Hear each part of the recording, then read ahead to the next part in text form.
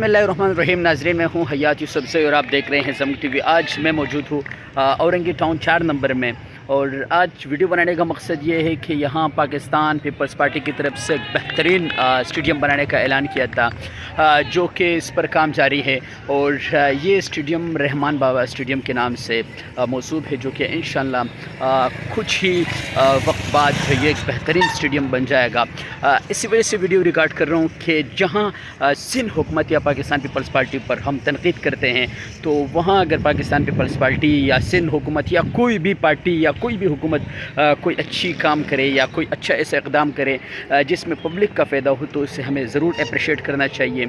यहाँ मेरे बैग पे आप देख सकते हैं कि बहुत सारे लड़के भी खेल रहे हैं, मैचेस जारी है। और इस साइड पर मैं आपको दिखाऊं कि यहाँ काम शाम भी जारी है, और बहुत बड़े हिसाब से लग रहे हैं कि यहाँ एक बेहतरीन स्टेडियम बने जा रहे हैं। तो वीडियो बनाने का मकसद ये है कि पाकिस्तान पीपल्स पार्टी का और ग्राउंड के जो काम करने वाले हमारे अली अहमद जान साहब है, इसके साथ मुमताज़ तनोली साहब, उनकी भी बड़ी कावश रही कि औरंगी टाउन के जो खिलाड़ी हैं उनके लिए भरपूर तरीके से ऐसे मैदान तैयार किए जाए जहां जिनको दूर जाना ना पड़े।